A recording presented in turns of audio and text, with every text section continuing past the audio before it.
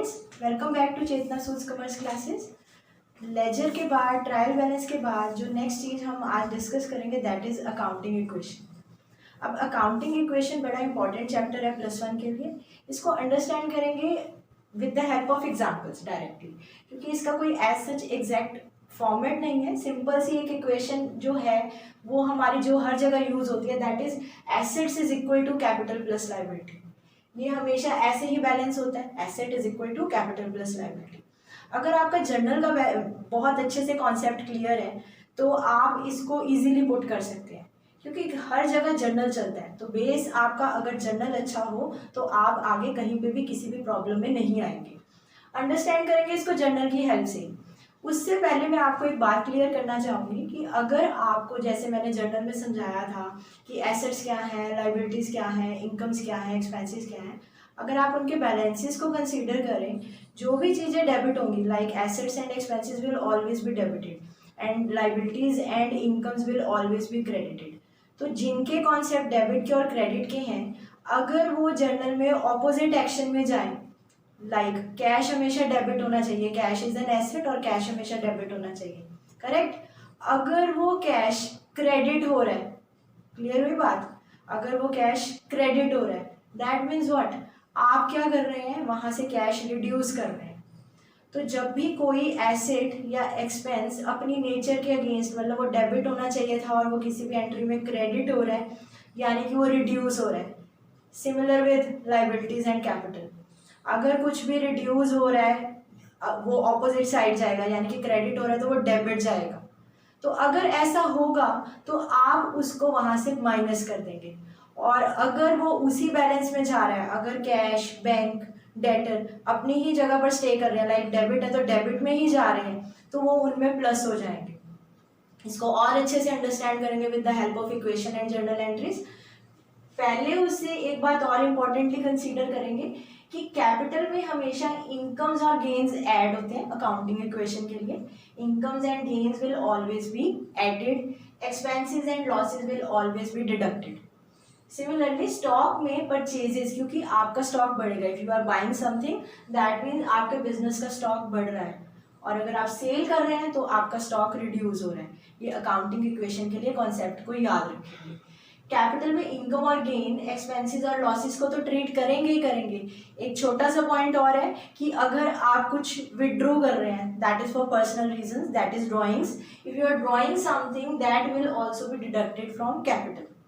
drawings will also be deducted from capital, though drawings are assets, they have debit balance, तो वो capital में से हमेशा accounting equation के ट्रीटमेंट के लिए माइनस होंगी।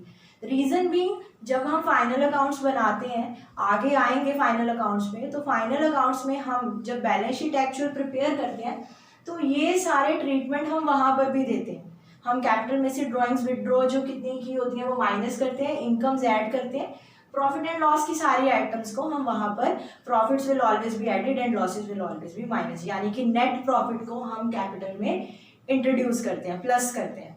अब अकाउंटिंग इक्वेशन पे आते हैं। पहले इक्वेशन अंडरस्टैंड करते हैं। Started business with cash ₹40,000, started business with cash ₹40,000। Accounting, this is my first accounting equation. Simply understand करें, जर्नल मेरा लेक्चर जरूर देखें, उसमें अच्छे से क्लियर हो जाएगा। First entry, started business with cash, what comes in capital, sorry cash, what goes out capital, तो entry should be cash to capital. तो cash to capital, cash account will be debited, I emphasize on cash, cash will be debited. If cash will be debited, और cash का debit balance ही होता है क्योंकि cash asset है, तो वो क्या होगा, वो एसेट्स में प्लस हो जाएगा। यानी कि मैंने यहाँ पर कैश कितना डाला, 40,000, करेक्ट। अब कैश टू कैपिटल, कैपिटल हमेशा क्रेडिट होती है, तो कैपिटल टू कैपिटल मैंने क्रेडिट ही की है, तो मैंने 40,000 यहाँ प्लस में डाल दिया। कैश टू कैपिटल, ये जो बैलेंसेस थे जैसे थे वो वैसे ही रहे, कोई प्रॉब्लम नहीं आई। सेकेंड एंट्री ध्यान से देखते हैं, यहाँ पर अब थोड़ा सा ऑपोजिट में जाएंगे। परचेज्ड फॉर कैश ₹1000, हमने कोई कैश परचेजेस की होंगी ₹1000 की, तो हमारी सिंपल सी जर्नल अगर हम कंसीडर करें तो एंट्री क्या बनेगी, what comes in goods, purchases account debit, to what goes out cash, to cash. अभी मैंने समझाया कि जब भी मैं परचेज करूंगी that means there will be addition in my stock, stock is an asset, और वैसे भी परचेजेस के डेबिट बैलेंसेस होते हैं, और यहाँ पर भी मैं परचेजेस को क्या कर रही हूँ, डेबिट कर रही हूँ। तो मैंने क्या किया, परचेज को अपने इस अकाउंट में 1000 को क्या किया, प्लस किया। आई मेंशन मैंने यहाँ पर 1000 को प्लस किया, क्योंकि मेरा पहले कितना था 40,000, कॉन्टिन्यूएशन में आ रहा है उसमें मैंने 1000, क्योंकि मैंने बोला परचेजेस के बैलेंसेस डेबिट होते हैं तो मैंने 1000 प्लस कर दिया। What goes out, cash to cash, cash क्या हुआ, क्रेडिट, जबकि कैश एसेट है और उसके डेबिट बैलेंस होते हैं। बट ऑपोजिटली यहाँ पर क्या हो रहा है, कैश क्रेडिट हो रहा है, होना क्या चाहिए था डेबिट, बट एंट्री के अकॉर्डिंगली क्या हो रहा है, क्रेडिट। तो जब भी अपनी नेचर के अगेंस्ट कोई भी एंट्री जाएगी तो उसको हम वहां से रिड्यूस कर देंगे। दैट मीन्स सिंपली भी समझे, मेरा स्टॉक खरीदने से मेरा कैश जा रहा है, रिडक्शन इन कैश हो रही है, तो मैंने यहाँ पर 1000 माइनस कर दिया। याद रखने के लिए बस ऐसे याद रखें कि जिस चीज़ का डेबिट बैलेंस है उसमें डेबिट आइटम प्लस हो जानी चाहिए, अगर वो डेबिट ना होकर क्रेडिट हो रही है तो मुझे उसको वहां से डिडक्ट कर देना है, vice versa with credit side. Hopefully this is also clear to you. आगे आते हैं थर्ड इक्वेशन। बच्चों को प्रॉब्लम आती है लॉसेज और गेन को ट्रीट करने में अकाउंटिंग इक्वेशन को। आपका अगर बेस अच्छे से क्लियर होगा, आप चाहे टीएस ग्रेवाल, डीके गोयल कोई भी बुक उठाएंगे, आपको कोई भी अकाउंटिंग इक्वेशन सॉल्व करने में प्रॉब्लम नहीं होगी। और मैं अभी अपने सारे लेक्चर्स में वैसी ही एंट्रीज उठाती हूँ जो बच्चों को प्रॉब्लम आती है। अगर आपका कॉन्सेप्ट क्लियर है आपको कोई भी बुक में प्रॉब्लम आ नहीं सकती है। थर्ड एंट्री देखें, cash paid to creditor ₹9700, discount received ₹300। आप क्या कर रहे हैं, क्रेडिटर को पे कर रहे हैं, करेक्ट, किसी से पैसा लिया होगा उसको आप पेमेंट कर रहे हैं 9700 की, और आपने डिस्काउंट, जब भी आप किसी को पेमेंट करते हैं तो आप डिस्काउंट रिसीव करेंगे, और जब भी आप डिस्काउंट रिसीव करेंगे that will be your income, correct, और वो कितने की हो रही है, 300 की, आपका गेन हो रहा है, इनकम नहीं, आपका गेन हो रहा है 300 का।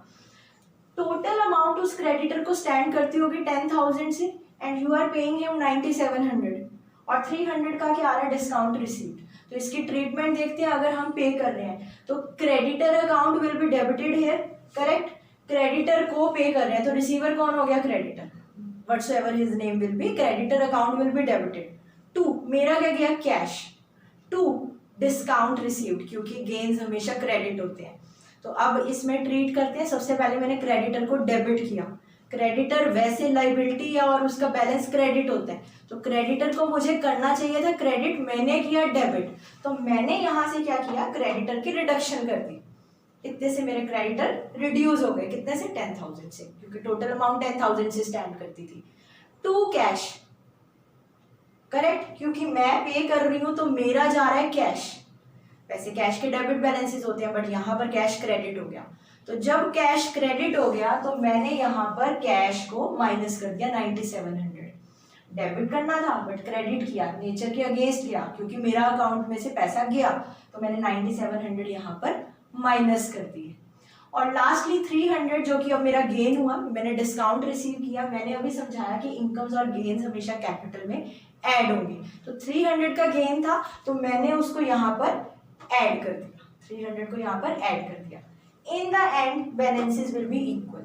अकाउंटिंग इक्वेशन का ये बेनिफिट है कि जब भी आप हर इक्वेशन को सॉल्व करते जाएंगे आपको साइमल्टेनियसली दिखता जाएगा कि हर बार डेबिट का बैलेंस क्रेडिट के बैलेंस के बराबर आता जाएगा। That means assets will always become equal to capital plus liability. जहां पर अगर ये नहीं बने that means you are going wrong, but अगर आपका ये कॉन्सेप्ट अच्छे से क्लियर होगा तो कहीं कोई प्रॉब्लम नहीं आएगी। होपफुली आपको अकाउंटिंग इक्वेशन अच्छे से क्लियर हो गया हो। थैंक्स फॉर वॉचिंग चेतना सूट्स कॉमर्स क्लास।